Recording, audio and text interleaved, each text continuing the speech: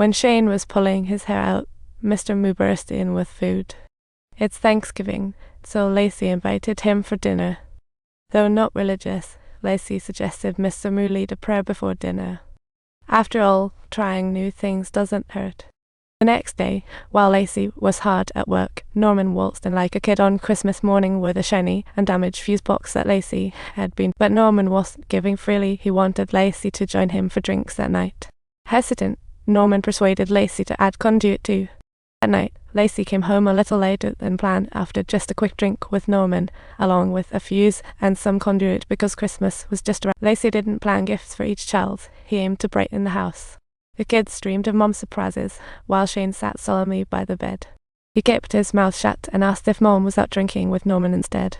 Hearing her answer, Shane felt a tiny twinge of something, definitely not joy. He rudely yanked the curtains closed, and both Shane and Molly were daydreaming about having a TV at home, but their meager earnings clearly weren't going to make that wish come true. Mom bought some Christmas trees, and Mr. Moo decorated them with the family. That night, snowflakes danced while the old wooden house glowed warmly. In this cozy little cabin, Lacey blessed the kids, hoping to sprinkle some warmth and joy around the family. The little cabin was warm and quiet, but Lacey planned to give every kid a bath, and the priest had delivered a pile of gifts. However, Lacey's stubbornness led him to reject the priest's generosity, and the peaceful dawn was suddenly shattered by the alarm clocks ringing. Kids were up in a flash, shaking Mom awake, and rushed to the Christmas tree to uncover hidden surprises, quickly stacking their finds on the dining table. They tore into the packages with bated breath, but when they saw what was in their hands, their hopes fizzled out like a bad balloon. They were just tools for fixing, not a single toy or TV in sight. Only Molly managed to look somewhat pleased with the gifts, and the eldest daughter even hand-knit a pair of mittens now that warmed Lacey's heart a little. Kids stared at their mom in disappointment, puzzled and unhappy. Shane, feeling wronged, said this wasn't home, nor the Christmas they imagined. We've received everything there is to receive, haven't we, indeed? We've gathered up absolutely everything we could, tried absolutely every possible way. We've truly got everything, haven't we indeed? We've received everything, we've tried every method. Were we just here to make friends? Do you care more about these dumb things or about us? Just then, Mr. Moo burst in through the door like a superhero, unexpectedly.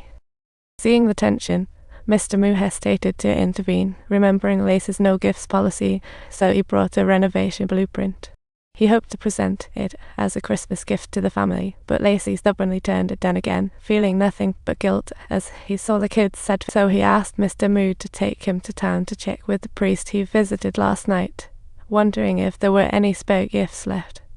But the priest told him to leave empty-handed, and Lacey left the church feeling disappointed.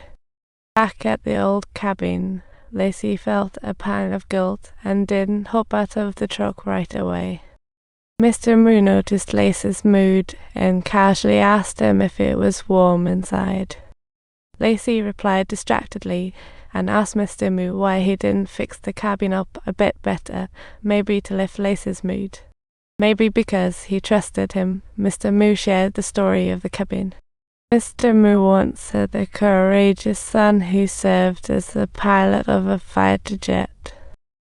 During one battle on a mission, his son met a beautiful young lady from Hawaii. This cozy little cabin was meant to welcome them, but fate had other plans, and his son never returned. Leaving behind endless regrets and an empty cabin, his wife passed away 2 years later due to her heartache. When Mr. Moo saw Lacey's family, it felt like a breath of fresh air after despair. They were bursting with energy, trying to piece hope back together from the fragments of life, and that was part of what motivated Mr. Moo to get back on his feet. That night, Lacey was still cleaning up when his eldest daughter dragged him. She dressed her mother in the handmade socks, like she hadn't retouched in 100 years. After all these years, she had been a single mom with 6 kids, feeling like she was pushing a whole castle up a hill. She was pushing hard, and when she looked up, she saw the kids staring at her like, "Mom, we're not in the car. We're helping you push." Yeah, that's right. You're the best, of course, Mom. Then her daughter handed over a gift, a red dress with petals. It was Molly's choice, and the other kids tipped in to help too. When Lacey saw the dress, she burst into tears. What a long winter it had been. The Cold War with her eldest son Shane was still going strong, even in this warm little home. Even living in this cozy little cabin, they couldn't thaw the ice between them. Lacey getting close with Norman made Shane even more uncomfortable, especially when he saw his little brother doodling all over her workbook. Her anger finally found an outlet, and she took it out on Molly. Mom tried to intervene, but Shane was having none of it. She got even more worked up, leaving Mom no choice but to grab Dad's old belt and whack Shane with it, leaving her siblings in shock. The kids cried out for Mom to stop, snapping her out of her anger. After that, Shane didn't speak to her for 5 whole days. She felt like her mom didn't even care, and heartbroken, Shane hid in the truck and quietly cried at her dad's picture. In despair, she felt the pain of learning deeper than ever, but there was no way to resolve it. Meanwhile, Mom understood Shane's feelings, like a warm spring breeze. She knew Shane didn't want to babysit her siblings or be the family's back. That meant sacrificing a lot of childhood joys, like rich school experiences and friends, but reality was too cruel for Shane to ignore. She had to face reality and fight for a better life with her limited resources.